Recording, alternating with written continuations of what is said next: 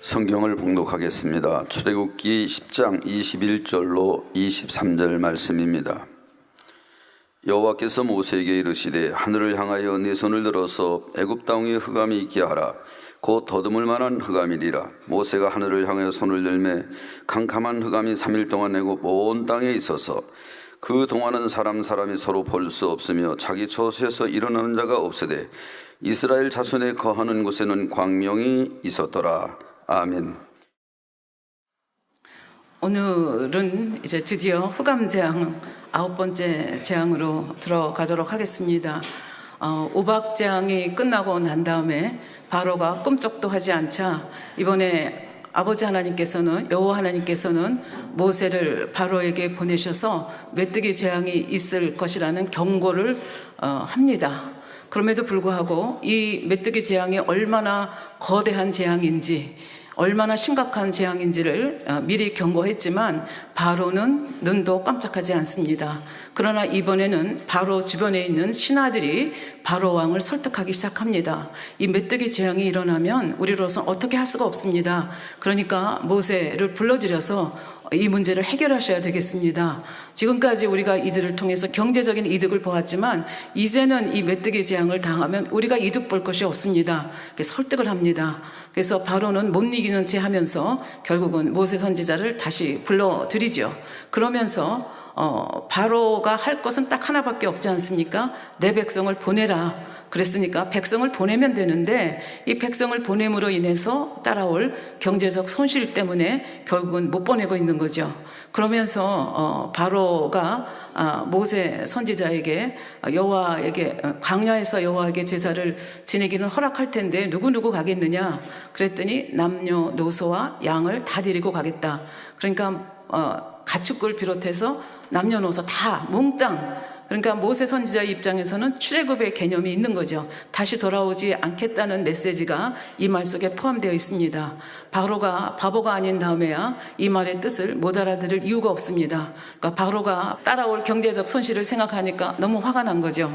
그래서 출애굽기 10장 11절에 보면 그렇게 다 가는 거는 안 된다. 그러니까 남정네만 가서 제사를 드리고 오라.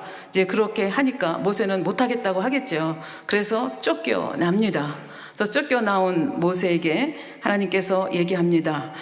내 손을 애굽 땅 위에 들어 메뚜기로 애굽 땅에 올라와서 우박에 상하지 아니한 밭의 모든 채소를 먹게 하라. 그래서 모세가 손을 드니까 하나님께서 동풍을 일으켜서 밤새도록 메뚜기 떼를 몰아오죠. 그래서 그 다음날 아침에 보니까 메뚜기 떼가 온 애굽 전역에 이제 편만에 있어서 모든 푸른 곡식은 푸른 풀들은 다 먹어치우는 초유의 비상 사태가 일어났습니다. 이런 현장을 보면서 바로도 어떻게 더 버틸 수가 없으니까 다시 모세 선지자를 불러들이죠.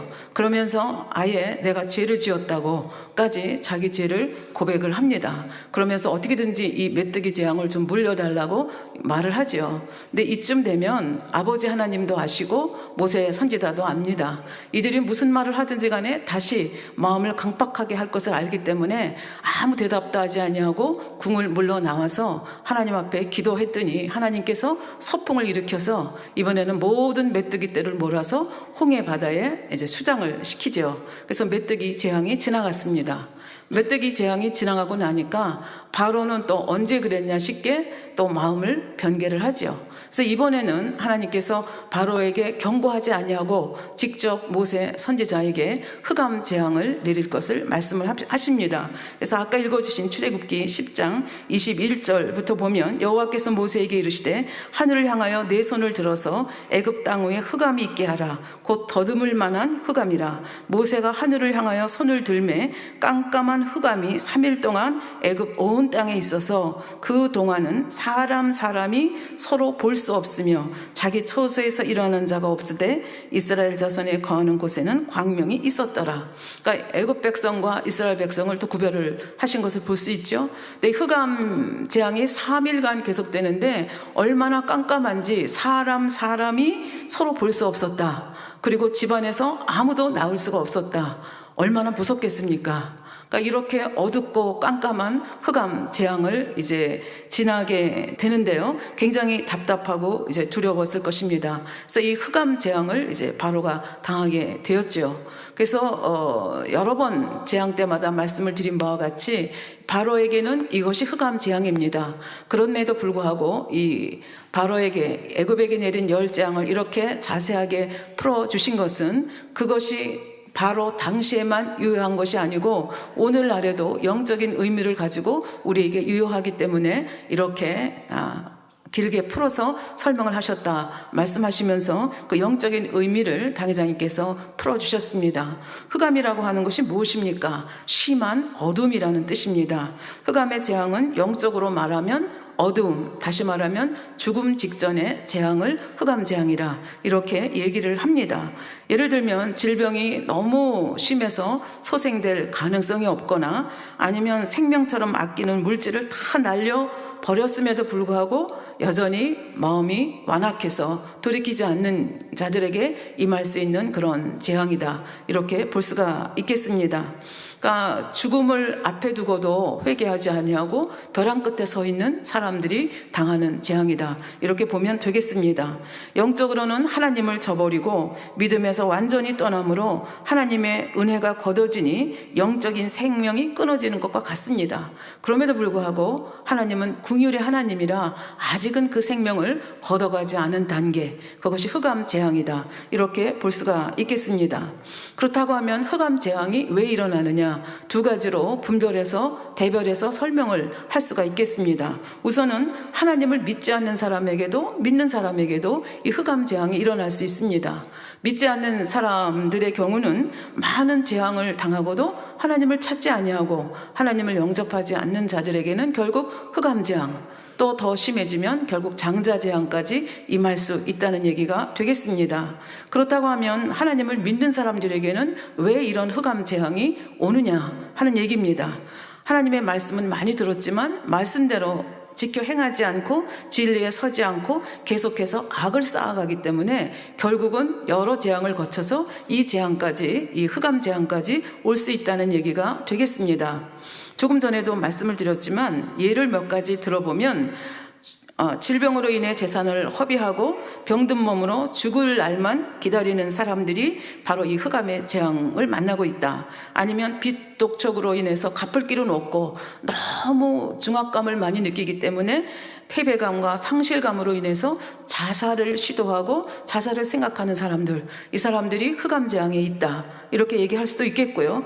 또한 심한 우울증이나 불면증, 신경쇠약 등 그에 따르는 각종 신경성 질병으로 고통을 받으며 하루하루 숨 쉬는 것조차 힘든 사람들, 이런 사람들이 바로 흑암 재앙에 있다. 이렇게 말씀을 드릴 수가 있겠습니다. 그런데 하나님께서 이렇게 재앙을 허락하시는 이유는 하나님의 사랑 때문이라고 말씀을 드렸습니다. 그래서 이런 흑암 재앙을 당했다 하더라도 왜 이 흑암 재앙이 내게 왔는지 그 원인을 알아서 통해 자복하고 돌이키면 그 재앙을 피할 수 있고 더 나아가서 하나님 말씀대로 살면 축복으로 연결될 수가 있습니다. 그러나 그렇지 못하고 흑암 재앙을 당하면서도 마음을 강팍하게 하고 하나님을 대적하면 결과적으로 장자 재앙까지, 그래서 생명까지 걷어가시는 이제 이런 재앙을 당할 수가 있다는 얘기가 되겠습니다. 우리가 이제 알고 있는 사실이지만 바로가 바로 여기에 해당된다고 볼 수 있겠습니다. 이번 시간에는 흑암 재앙 첫 번째 시간으로 흑암 재앙 수준의 삶 속에서 허덕이 든 한 여인의 이야기를 여러분과 같이 나누려고 합니다.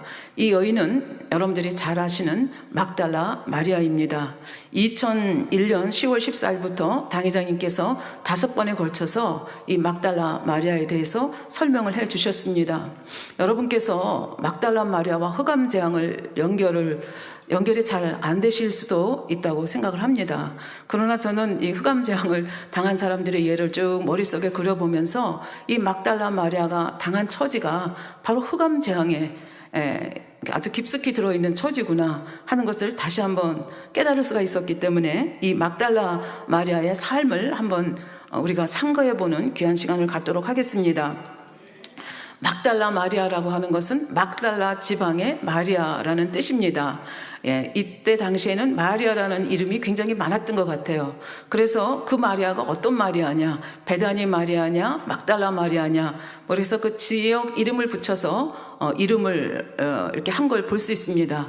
그러니까 막달라 마리아는 막달라 지방에 사는 마리아라는 뜻입니다. 그래서 막달라라고 하는 지방은 이 교통의 요충지이기도 하고 굉장히 그 어업이 그 디베라 바닷가에 있었기 때문에 굉장히 어업이 승한 그런 마을이었습니다.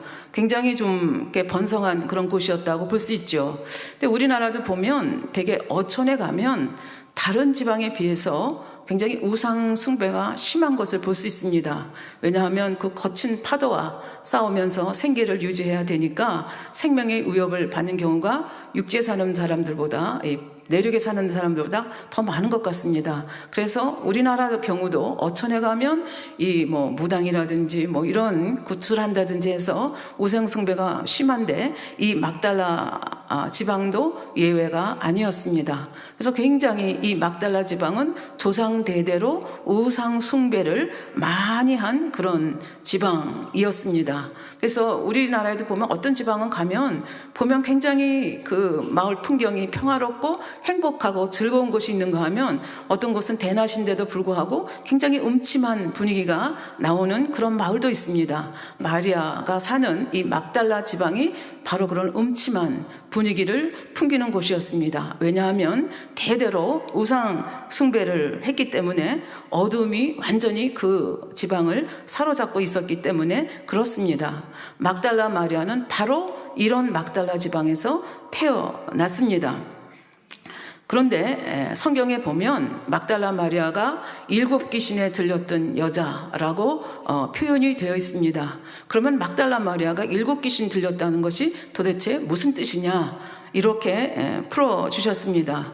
이 귀신이 들린 경우를 크게 이제 2가지 경우로 나눌 수가 있는데, 하나는 개인에게 귀신이 직접 들어와서 개인 안에 거하는 경우고, 또 한 경우는 이렇게 아예 한 가정을 사로잡거나 한 마을을, 한 지방을 사로잡아서 그 지방을 아예 어둠의 세력으로 눌러버리는 이제 그런 크게 2가지 케이스로 나눌 수가 있겠는데요. 예를 들어서 귀신이 직접 사람 몸속에 들어와서 괴롭히는 경우는 마가복음 5장에 보면 군대 귀신 들린 사람, 거라사 지방에 군대 귀신 들린 사람에 대한 얘기가 나옵니다. 군대라고 하는 건 굉장히 숫자가 많죠. 그러니까 얼마나 힘이 센지 쇠사슬로 묶어놔도, 고랑으로 묶어놔도 그거를 깨부수고 도망을 친다든지 막 소리를 지른다든지 돌로 자기 몸을 해한다든지 이렇게 했다고 성경이 기록되어 있는 것을 볼 수가 있습니다. 그래서 예수님께서 이제 이 군대 귀신 들린 자에게서 그 귀신을 쫓아내니까 그 귀신이 물로 들어가지 않게 하고 저 돼지떼에게 들어가게 해달라고, 그러면서 2천여 마리 되는 돼지가 물속으로 몰사하는 그런 장면 성경에서 기록이 되어 있습니다. 그래서 이렇게 뭐 벙어리 귀신이라든지 귀머거리 귀신이라든지 이렇게 해서 귀신이 그 개인의 몸속에 들어가서 작용하는 경우가 있고, 또 한 경우는 막달라 지방이나 마리아 가정처럼 개인으로 하기보다는 아주 그 온 집안을 아예 사로잡아 버리는, 온 그 지방을 사로잡아 버리는 그런 경우가 있겠습니다. 그래서 마리아의 경우는 바로 이런 경우를 7 귀신이 들렸다 이렇게 표현을 하고 있습니다. 그러니까 마리아의 조상 대대로 우상 숭배를 했고, 마리아의 부모를 비롯하여 그 가정이 지금도 우상을 섬기고 있는, 그래서 어둠의 세력이 완전히 제압해버린 그런 가정이라 볼 수가 있습니다.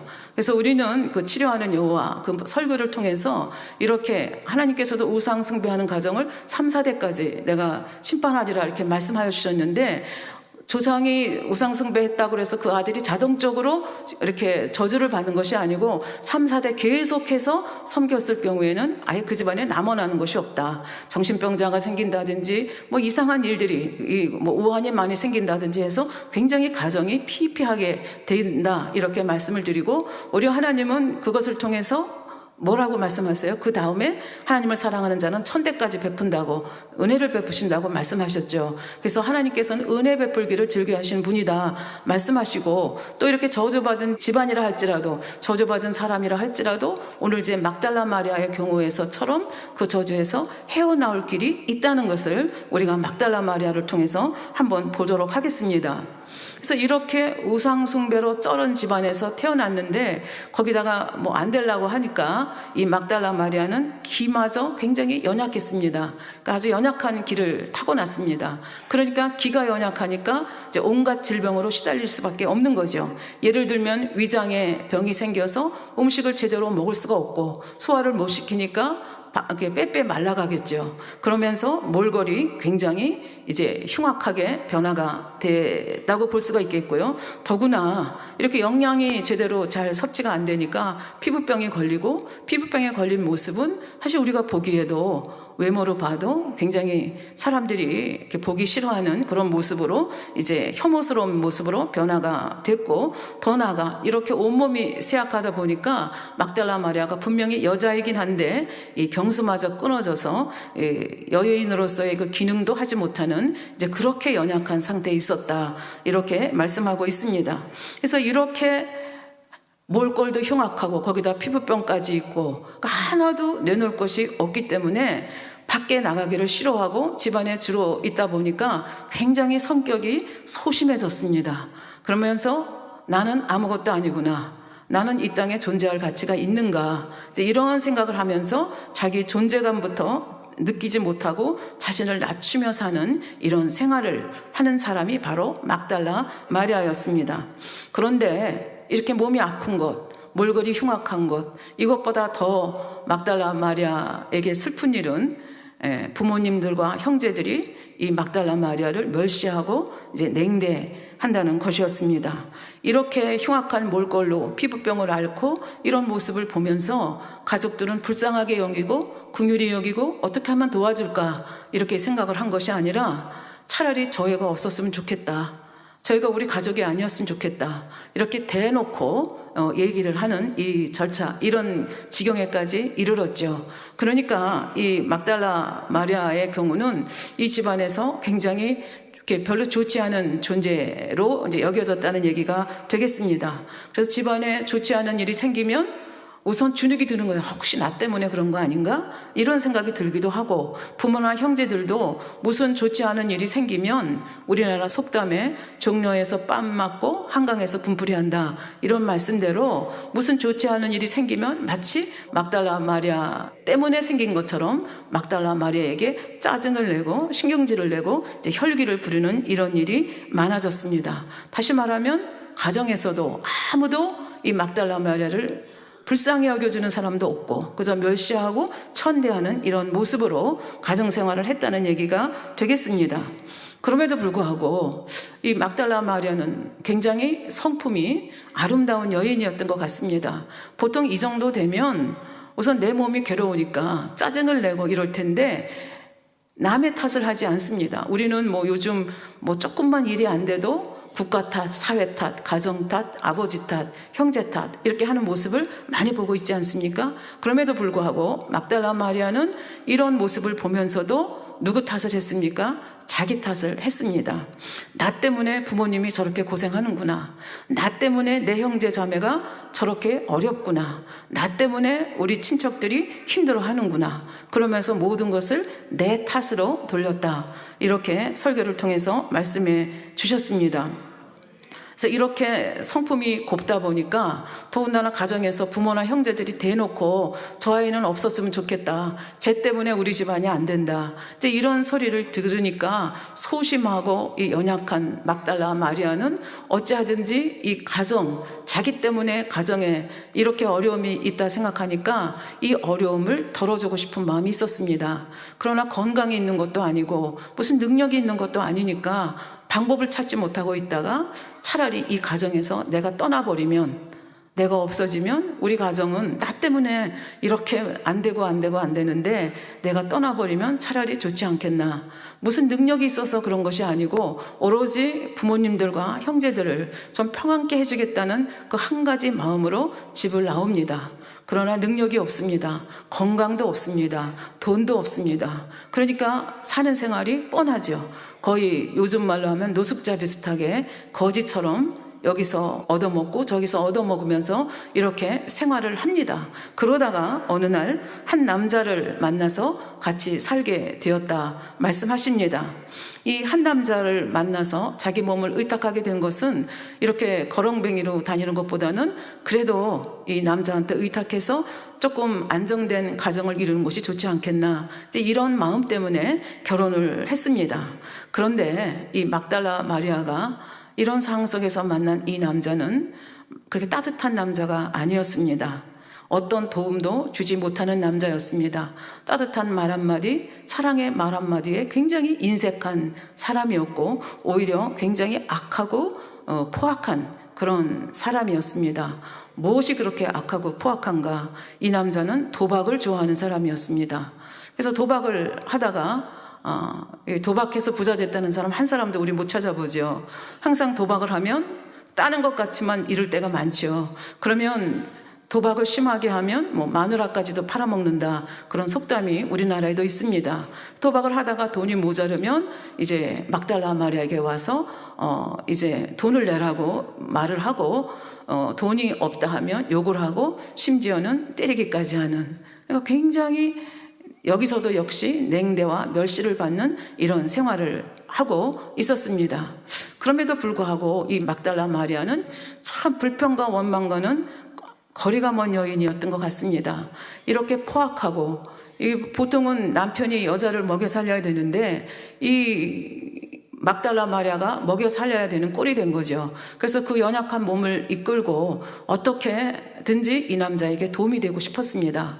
그러나 할 수 있는 것이 없었기 때문에 찾아낸 것이 싹바느질이었죠. 근데 그 싹바느질조차도 내가 나가서 이렇게 하기가 몸이 약하기 때문에 결국은 동네 사람들한테 부탁을 해서 싹바느질 할 수 있는 장소로 안내를 받고 거기서 하루 종일 싹바느질을 하고 저녁이 되면 또 부축해서 집으로 돌아오는 이런 생활을 한 거죠. 이렇게 해서 모아놓은 돈을 이제 남편이 와서 다 이제 긁어다가 도박을 하게 되고, 그 돈이 부족하게 되면 또 욕하고 때리고 냉대하고 멸시하는 이런 아주 힘든 이런 삶을 살고 있었습니다. 근데 이 남자는 여기서 끝난 것이 아니라 결국 도박을 한다는 것은 일확천금을 노리는 것이 아닙니까? 욕심, 탐심이 있기 때문에 결국은 도박을 한다는 얘기가 되겠습니다. 그래서 이 남자는 단순히 도박만 한 것이 아니라 사람들을 속이고 사기를 쳐서 탐욕을 채우려고 했습니다. 그러나 한 번, 두 번은 사람들이 속지만 이게 여러 번 이제 계속이 되면 들통이 나게 되죠. 들통이 나게 되면 이 남자는 이것을 누구한테 덮어 씌웠는가 하면 막달라 마리아에게 덮어 씌웠습니다. 내 마누라가 나에게 이렇게 시켜서 내가 내 마누라의 말에 따라서 하다가 이렇게까지 됐다. 그러니까 막달라 마리아가 뒤에서 조종해서 막달라 마리아가 시키는 대로 하다가 내가 너를 속이게 됐다, 이런 겁니다. 다시 말하면 모든 책임을 자기가 지는 것이 아니라 막달라 마리아에게 전가했다는 얘기가 되겠습니다. 근데 아까도 말씀드렸지만 막달라 마리아는 굉장히 소심한 성격이고 집안에만 들어박혀 있었던 그런 성격이고 누구를 원망하고 누구를 불평하는 성격이 못 됐습니다. 그러니까 그렇다고 뭐 자기 집으로 돌아가서 나 이렇게 힘들어요 하기도 어려운 상황 아닙니까? 그러니까 그 상황을 꾸준히 인내하면서 이 남편을 원망하는 것이 아니라 남편을 이해하려고 애쓰는 여인이었습니다. 또 내 탓으로 돌립니다. 내가 건강했으면 좀 더 물질을 많이 벌어서 내 남편을 도울 수 있었을 텐데 내가 건강이 이거밖에 안 돼서, 내가 연약해서 내가 이 모양이라서 내 남편에게 도움이 못 되는구나, 그러면서 오히려 남편을 이해하려고 했습니다. 그러나 세상 사람들은 이런 막달라 마리아의 아름다운 마음을 볼 수 없었죠. 그러니까 남편이 덮어 씌우면 덮어 씌우는 대로 아니다라고 변명하는 것이 아니라 그냥 잠잠히 그것을 내 것으로 껴안고 그대로 덤태기를 쓰면서 책임을 지는 삶을 살았습니다. 그렇기 때문에 누가복음 7장에 보면 이제 그 바리새인 시몬의 집에 이 막달라 마리아가 나왔을 때 예수님이 저 여인이 죄인인 것을 알지 못하는가 그러면서 사람들이 이 여인을 죄인 취급한 그 장면이 나오는데, 왜 이렇게 죄인 취급을 하게 됐는가 하면 바로 이런 아주 포악하고 악의 극도에 달한 이런 남편을 만나서 결국 이런 생활 때문에 본의 아니게 사실 그 마음은 누구도 원망하고 불평하지 않고 모든 것을 자기 탓으로 돌리는 이 선한 마음이었음에도 불구하고 사람들의 눈에 비친 막달라 마리아는 괴교를 쓰고 굉장히 이 탐욕이 많은 여인으로, 죄인인 여인으로 그렇게 각인이 된 것을 볼 수가 있습니다. 사실 따지고 보면 남편 덕을 하나도 본 게 없죠. 오히려 내가 벌어서 남편 도박 자금까지 대야 되는 굉장히 비참한, 그리고 도박 자금을 좀 대주었다 해서 뭐 잘했다 칭찬받는 것도 아니고 또 부족하면 욕하고 또 매맞기까지 하는 이런 아주 흉측한 이런 그 상황 속에 있는 것을 볼 수가 있습니다. 이렇게 살아가다 보니까 그렇게 편안하지 못했던 몸은 더 바싹 말라가고 더 몸에 병이 짙어가죠. 이런 상황 속에서 사람들은 아까도 말씀드렸지만 저 여인은 참 극악한 여인이다, 괴락을 꾸미는 여인이다, 사람들에게 손가락질 받는 이런 여인으로 살게 됐습니다. 그러니까 인간적으로 따지면 살 소망이 없습니다. 아무런 살아야 할 낙도 없고 소망도 없고, 지금까지 살아오는 동안 행복이라는 단어가 내 단어가 된 적이 없고 사랑이라는 단어가 내 단어가 된 적이 없습니다. 한 번도 자기 사랑을 받아주는 사람이 없었다는 그 이야기입니다. 그런데 이런 막달라 마리아에게 기쁨의 좋은 소식이 들려오기 시작합니다. 그러면서 그 소식을 들으면서 막달라 마리아는 생각합니다. 내가 이분을 만난다면 내 인생이 변화되겠다. 내가 이 어둠에서 벗어나서 나도 행복한 삶을 살 수 있고 나도 사랑을 주고받는 삶을 살 수 있지 않겠는가, 이런 소망을 갖게 됐습니다. 왜 그런 소망을 갖게 됐는가 하면 예수님에 대해서 들려오는 소문이 다음과 같았기 때문입니다.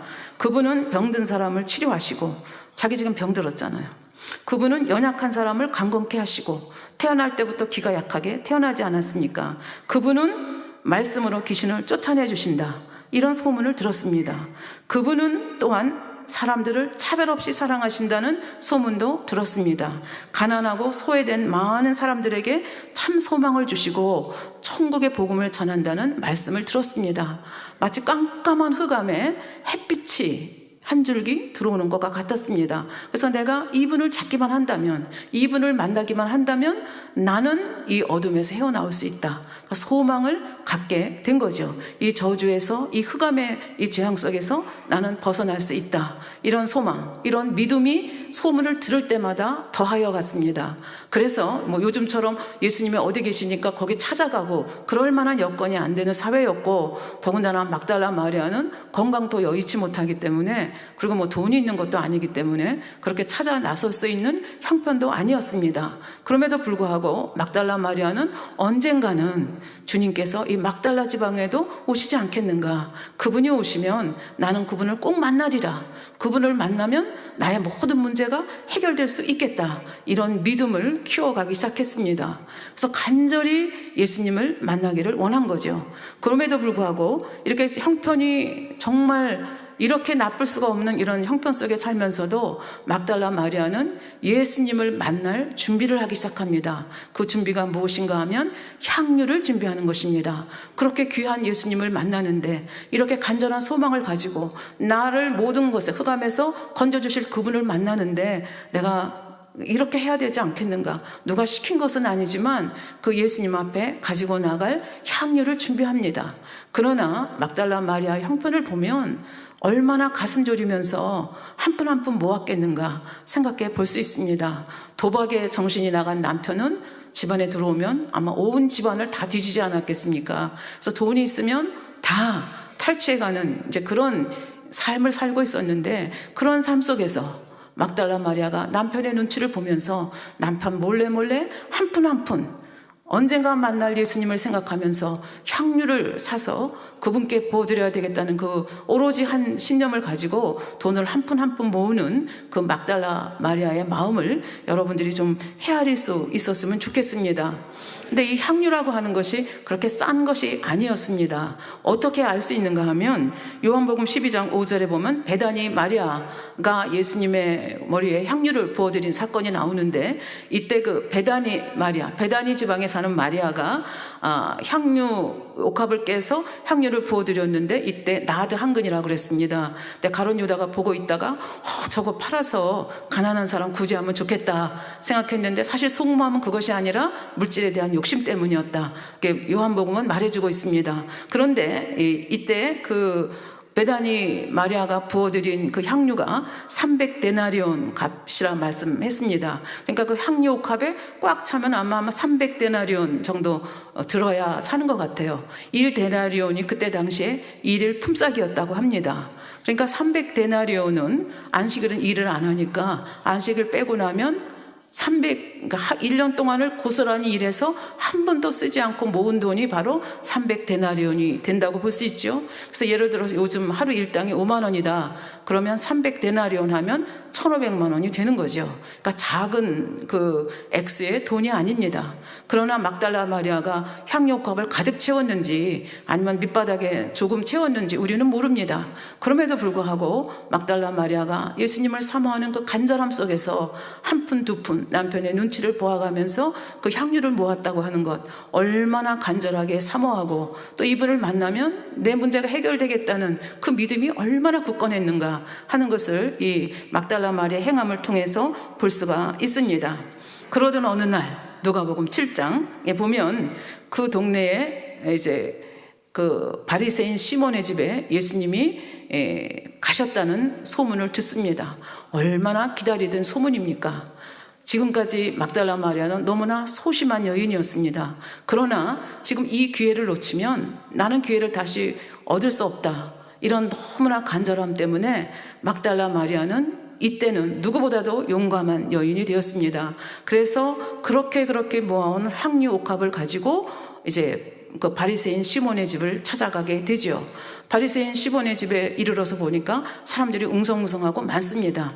바로 찾아왔구나. 그리고 이제 그 집을 들어가려고 하는데 이 여인은 죄인으로 소문이 난 여인이기 때문에 사람들이 벌써 막달라 마리아를 보면서 슬금슬금 눈치를 보면서 수근거리기 시작합니다. 도대체 저 여자가 여기가 어디라고 여길 찾아왔어?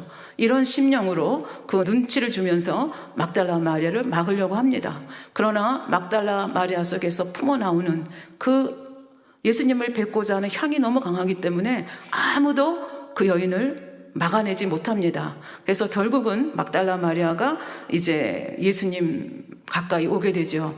예수님이 앉아 계셨다고 하죠. 옛날에 식사하기 위해서 앉아 있고 그럴 때는 거의 이렇게 누운 자세로 앉아 계시잖아요. 그러니까 막달라 마리아가 저분이 예수님이라는 걸 금방 알 수가 있었습니다.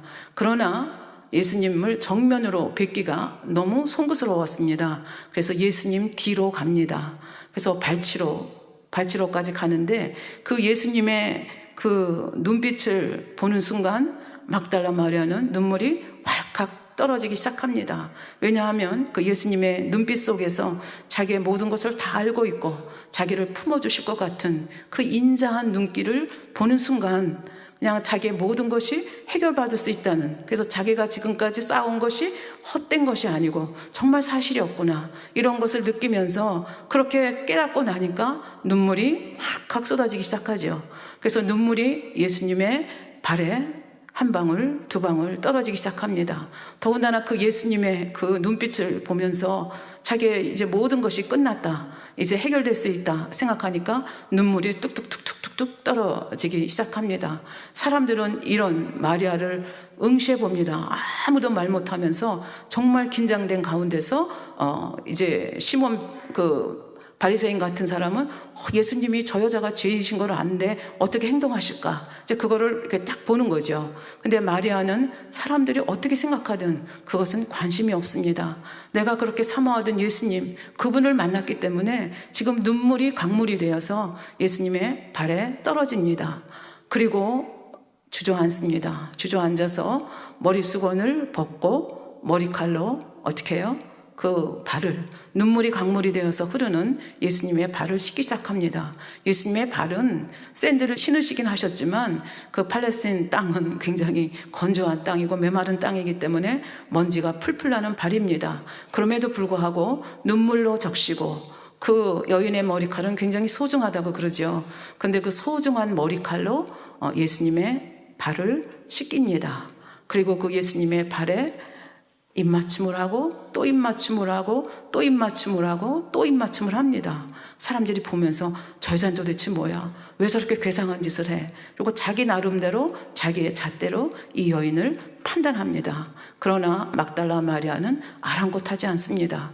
그리고 입 맞추고 난 다음에 그 향유옥합을 깨서 예수님의 발에 부어 드립니다. 그래서 이런 광경을 보면서 시몬 베드로가 시몬 베드로뿐만이 아니라 거기 모인 사람들도 마찬가지였겠죠.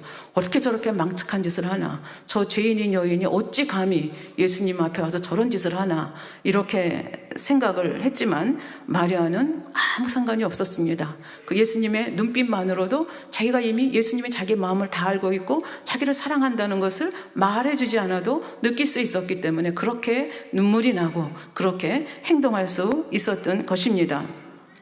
그런데 이런 모습을 보면서 시몬, 그 바리새인 시몬이 아까도 말씀드렸지만 그 누가복음 7장 39절에 보면 예수를 청한 바리새인이 이것을 보고 마음에 이르되 이 사람이 만일 선지자더면, 예수님을 보고 하는 거죠. 이 사람이 만일 선지자더면 자기를 만지는 이 여자가 누구며 어떠한 자 곧 죄인인 줄을 알았으리라 하거늘.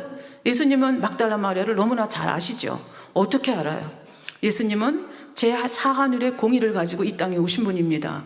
우리는 1하늘에서 살고 있습니다. 우리가 영계의 법칙을 통해서 알고 있죠. 고차원의 공의는 저차원의 공의를 다 파악하고 있다고 말씀하시죠. 그래서 고차원은 저차원을 지배하고 다스릴 수 있다, 이렇게 말씀해 주셨습니다. 그러니까 예수님께서는 막달라 마리아가 향유옥합을 가지고 들어오는 그 순간 벌써 이 여인의 마음을 다 간파하신 거예요. 이 여인이 무슨 마음으로 어떻게 준비하고 어떤 여인인지를 다 간파하신 거죠. 그리고 지금 바리새인 시몬이 마음속으로 저 사람 정말 예수님이 선지자라면 저 여자가 얼마나 죄인인지를 알았을 텐데, 이렇게 속으로 생각하는 것까지도 다 간파하신 거죠. 왜? 사하늘의 공의를 가지고 계시기 때문에 그렇습니다. 그래서 그런 생각을 하는 시몬, 그 바리새인에게 예수님께서 설명을 하기 시작합니다. 어떻게 설명을 하는가 하면 여기 두 사람이 있다.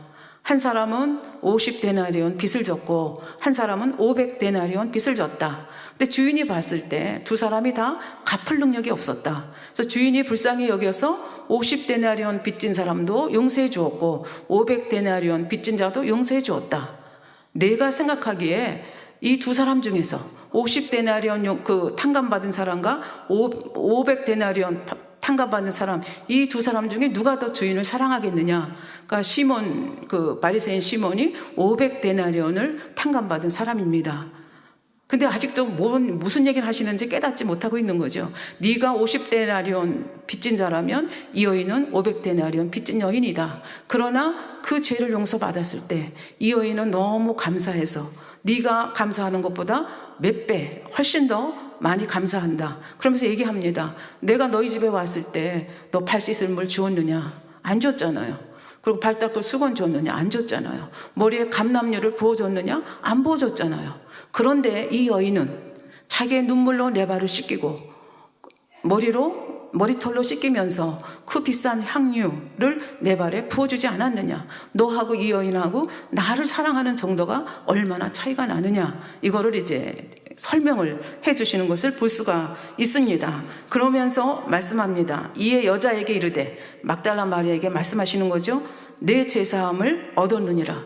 죄사함을 얻었다 그러면 주위에 있는 사람들이 기뻐해야 되는데 기뻐하지 않습니다. 그리고 수근수근 하는데 말로 하지 못하고 속으로 수근수근 합니다. 뭐라고 하는가 하면 49절, 함께 앉은 자들이 속으로 말하되 이가 누구이기에 죄도 사하는가? 예수가 누구기에 죄도 사하는가? 이런 질문을 합니다. 근데 50절에 보면 예수께서 여자에게 이르시되 내 믿음이 너를 구원하였으니 평안히 가라 하셨습니다. 그러니까 예수님께로부터 죄사함을 받았습니다.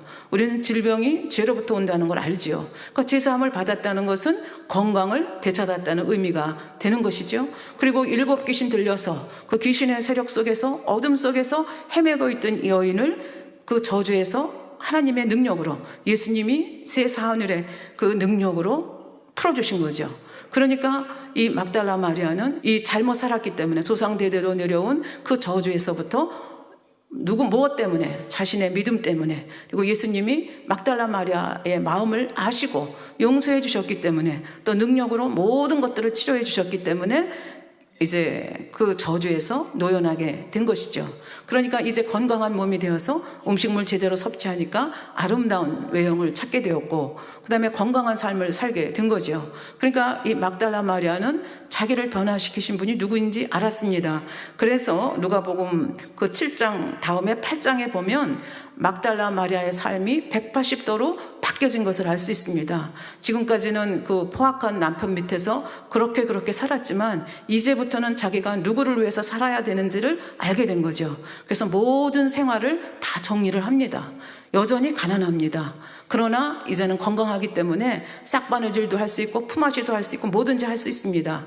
그래서 그렇게 벌은 돈으로 예수님을 섬겼다고 성경에서는 말씀을 하고 계십니다. 그러니까 그때 그 순간부터는 모든 것이 다 예수님을 향한 향유옥합을 부어드렸다는 것이 결국 무엇입니까? 내 몸을 드리고 내 마음을 드리고 내 정성을 드리고 내 모든 것을 다 드린다는 의미, 그 말씀대로 마음을 변개하지 아니하고 자기를 이 흑암에서 풀어주신 그 예수님에 대해서 이제 사랑을 이제 부어가기 시작한 거죠. 아까도 말씀드렸지만 자기라고 하는 것이 막달라 마리아는 없었습니다. 모든 것을 내 탓으로 돌렸기 때문에 버릴 자기가 없는 거죠. 그러니까 이런 마음속에 하나님의, 예수님의 사랑과 예수님의 선과 예수님의 가르침이 들어오기 시작하니까 스펀지가 물을 빨아들이듯이 그 말씀대로, 더군다나 나를 사랑하시는 그분, 유일하게 내 사랑을 알아주신 그분이 말씀하시니까 무엇이든지 순종하며 나가게 되는 거죠. 이렇게 해서 막달라 마리아님의 예수님을 향한 영적인 사랑이 시작이 되었습니다. 예수님이 나를 알아주지 않는다 해도 내가 그 예수님을 섬길 수 있다는 그것 자체로도 막달라 마리아는 너무 행복했습니다. 그래서 품앗이를 하면서도 싹바느질을 하면서도 비록 그것이 적은 돈이라 할지라도 예수님을 섬기는 것에 대해서 굉장히 기쁨으로, 감사함으로, 행복함으로 한 것을 볼 수가 있습니다. 이렇게 어떤 대가도 바라지 아니하고 선한 중심을 가지고 섬기는 이 막달라 마리아를 봤을 때 예수님이 얼마나 마음에 감동이 되었겠습니까? 그럼에도 불구하고 예수님은 신성과 인성의 이 조화를 이루기 위해서 12제자에게보다 어떤 면에서 막달라 마리아에게 더 모른 체 하고 어떤 면에는 아른 체 하지 않으면서 좀 냉혹하게 대하는 그런 면도 있었습니다.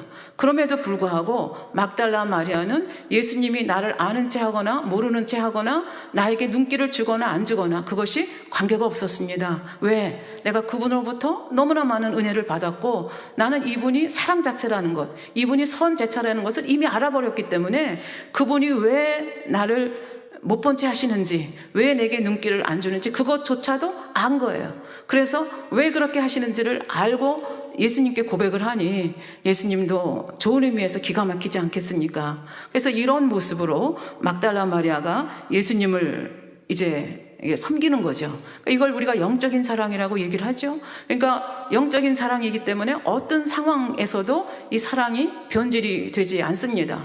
우리가 복음서를 보면 예수님이 항상 사람들의 사랑만 받은 것이 아닙니다. 때로는 대제사장과 바리새인들과 이 종교 지도자라고 하는 사람들이 애매한 모습으로 예수님을 모함할 때가 많이 있었습니다. 심지어는 귀신 들렸다고 하거나 귀신왕 바알세불과 연결되었다고 하거나 하나님을 모독한다고 하거나 심지어는 미쳤다고까지 하는 이런 엄청나게 사실과는 다른 소문을 많이 퍼뜨렸습니다. 그럼에도 불구하고 막달라 마리아는 예수님이 누군지를 이미 알아버렸기 때문에 이런 소문하고는 관계가 없는 여인이 됐습니다. 그러니까 상황에 따라서 변질되는 사랑이 아니라는 얘기가 되는 것이죠.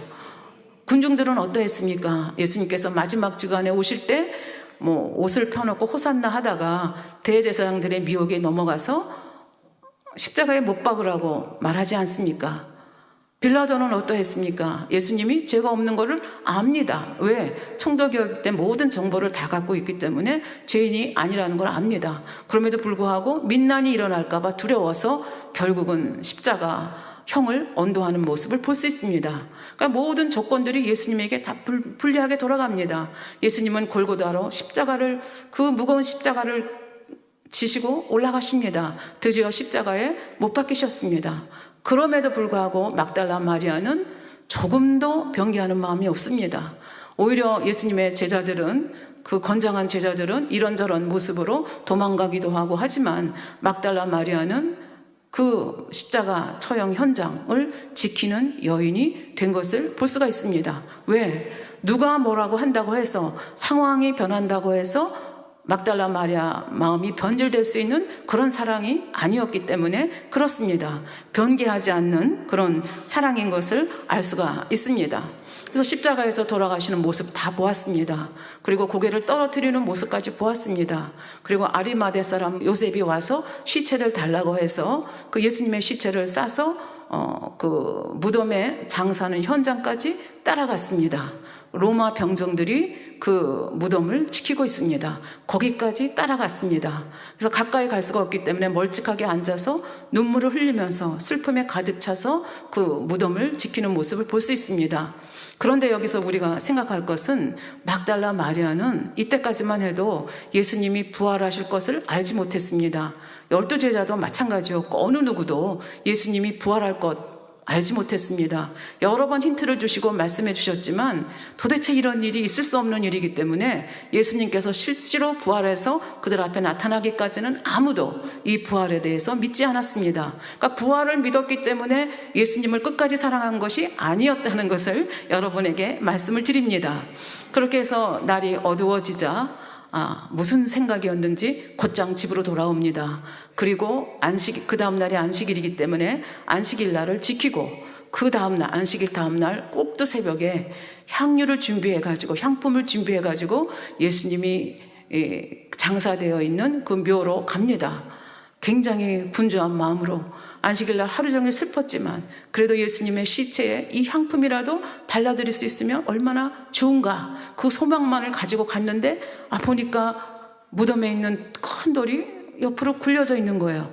벌써 이상한 일이 일어났다는 것을 알게 되죠. 너무 놀라서 가보니까 예수님의 시체가 없습니다. 그러니까 오로지 안식일 하루를 예수님 그 시체에 향품을 발라드리겠다는 일념으로 하루를 버텼는데 그 예수님이 안 계신 것입니다. 그 예수님의 시체가 없는 것입니다.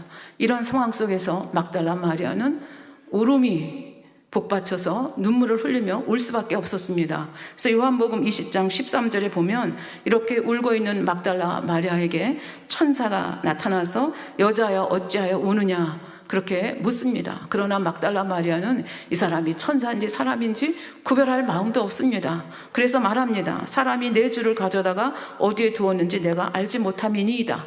도대체 우리 예수님의 시체가 어디에 있습니까? 이렇게 묻습니다. 그때 마리아가 이 말을 하고 뒤를 돌아보니까 부활하신 예수님이 서 계십니다. 그런데 부활체로 나타나신 예수님은 생전에 보던 예수님하고 너무나 다르기 때문에 막달라 마리아가 그 주님을 알아보지 못하는 거죠. 근데 그 주님이 얘기합니다. 여자야 어찌하여 울며 누구를 찾느냐. 그러니까 여자가 예수님인 줄 알지 못하고 그 분에게 말합니다. 주여 당신이 옮겨갔거든 어디에 두었는지 내게 이르소서. 그리하면 내가 가져가리이다. 그러니까 예수님도 이 막달라 마리아가 나를 알아보지 못하고 있구나 하는 걸 알지요. 그러니까 예수님께서, 부활하신 예수님께서 드디어 말씀하십니다. 마리아야. 많이 들어본 음성 아닙니까? 음성은 똑같은 것 같아요. 그러니까 막달라 마리아가 깜짝 놀래가지고 비로소 주님이, 우리 주님이 부활하신 주님이구나 하는 것을 이제 깨닫게 되는 거죠. 다시 말하면 이 천지간에 있는 인생 중에서 처음으로 부활하신 주님을 목격한 축복의 여인이 되었다는 얘기입니다.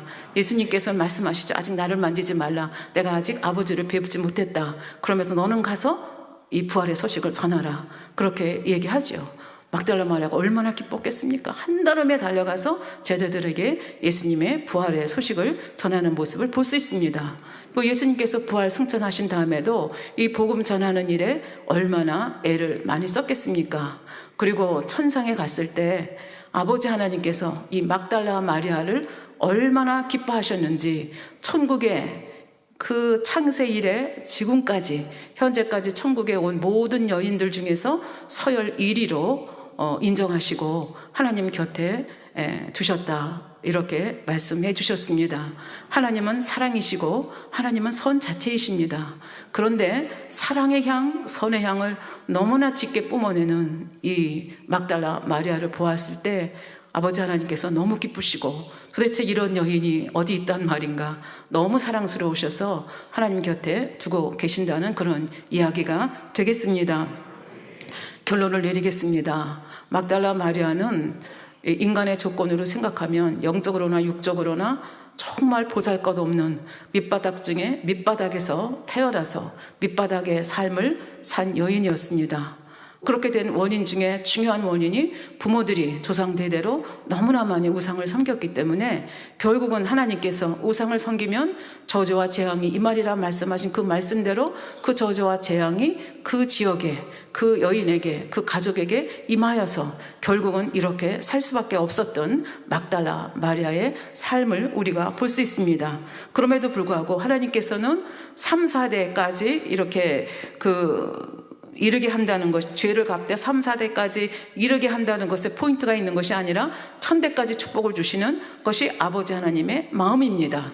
그러면 이렇게 3, 4대까지 이르러서 저주를 받아서 이렇게 험악한 상태에 있을 때 나는 소망이 없는가? 나는 헤어나올 길이 없는가? 막달라 마리아를 보면 헤어날 길이 있다는 것을 우리는 깨닫게 됩니다. 아마 여기 계신 분들 중에 막달라 마리아보다 나는 더 심한 고통, 심한 상태, 저 밑바닥에 있어, 이렇게 말할 수 있는 분이 저는 한 분도 없을 것이라 생각합니다. 너무 우상숭배를 많이 해서 저주받은 집안에서 태어났고 연약했고 그저 사랑 한번 받아보지 못하고 따뜻한 말 한마디 받아보지 못한 그 여인이 결국 누구를 만나서 생명의 근원이신 예수님을 만나서 결국은 모든 문제를 해결받고 그 저주에서 풀려났을 뿐만 아니라 그분을 너무 사랑해서 영적인 사랑, 변개하지 않는 사랑으로 그분을 섬겨서 결국은 현재까지 천상에 있는 모든 여인들 중에서 가장 축복받은 여인이 되었다고 하는 것을 막달라 마리아를 통해서 볼 수 있습니다. 이 막달라 마리아의 이 삶을 우리에게 왜 얘기해 주시겠습니까? 우리에게 소망을 주시기 위함이라고 생각합니다.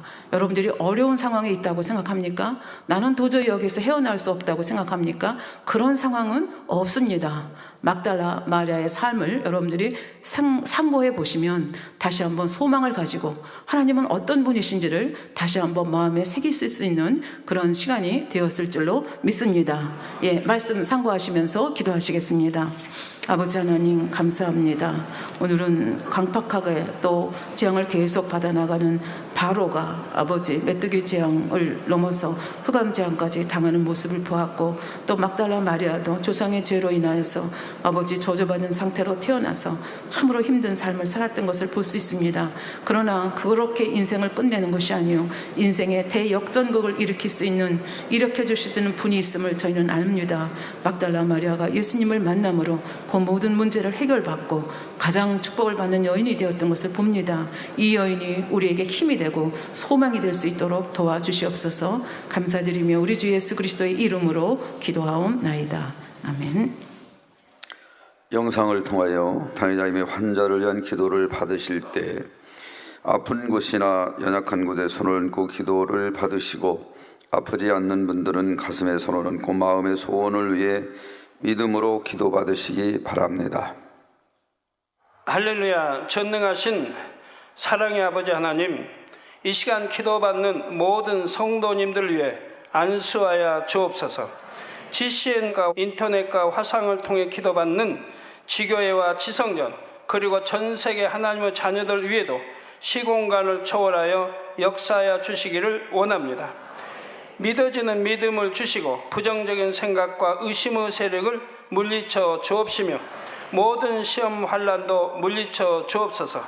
머리부터 발끝까지 오장육부 뼈 마디마디 온몸의 신경 조직 세포 등 아픈 곳마다 성령의 불로 태우시고 근본의 빛으로 역사하여 주옵소서.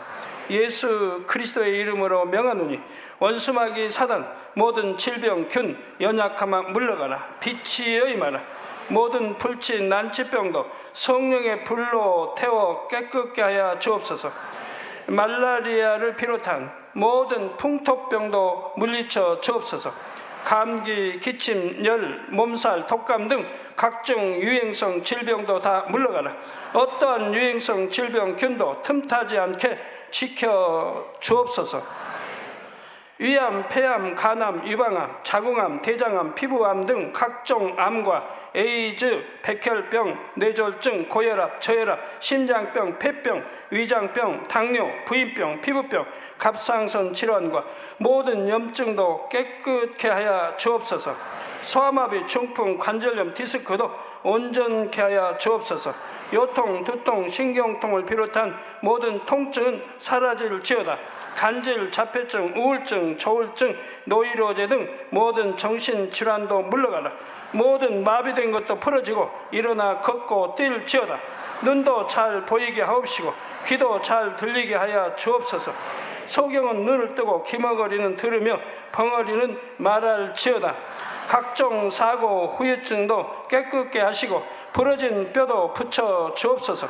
화상 입은 것도 온전케 하옵시고 화기암 물러가라. 열도 물러가라. 아버지 흉터 나지 않게 역사해 주시기 원합니다. 마약을 비롯하여 각종 약물과 독극물 중독도 깨끗함을 입을지어다. 죽은 신경과 세포가 살아나며 죽은 자도 살아나게 하여 주옵소서. 잉태의 축복도 주시기를 원합니다. 잉태의 축복을 받으라. 예수 그리스도의 이름으로 명하노니 원수마귀 사단아, 하늘 공중 곳에 잡은 악의 영들아 물러가라. 그의 사자들도 물러갈지니라. 이 땅의 악한 영, 더러운 영, 거짓되고 간사한 영, 의간질하고 미혹하는 모든 어둠들은 물러가라. 모든 흉악의 결박을 풀고 어둠아 물러가라. 빛이 여임하라. 아버지 하나님, 부르짖어 기도할 수 있는 능력을 주시고 죄를 버리고 성결될 수 있는 능력을 주옵소서. 영원히 잘됨같이 범사에 잘되게 하시고 가정의 복음화도 이루어 주시기를 원합니다. 한 주간도 모든 사고와 재앙으로부터 지켜주시고 불통이 없는 형통한 삶을 살 수 있도록 축복해 주옵소서. 성령의 불담으로 천군 천사와 주님의 불꽃 같은 눈동자로 모든 하나님의 자녀들과 가정, 일도, 사업들을 지켜주시기를 원합니다. 학생들에게 지혜와 명철을 더하시고 공부할 수 있는 뜨거운 마음과 열정도 더하여 주옵소서. 마음과 생각을 세상에 빼앗기지 않도록 지키시고 하나님을 뜨겁게 사랑하는 학생들로 축복하여 주옵소서. 하나님의 자녀들이 먹으나 마시나 입으나 무엇을 하든지 하나님 앞에 영광 돌리는 삶이 되게 축복하여 주시기를 원합니다. 나는 하나님을 만났노라, 체험했노라, 응답 받았노라, 축복 받았노라 간증하는 입술이 되게 역사하여 주옵소서. 아버지 하나님 감사합니다. 홀로 영광 받으옵소서. 우리 주 예수 그리스도의 이름으로 기도하옵나이다. 아멘.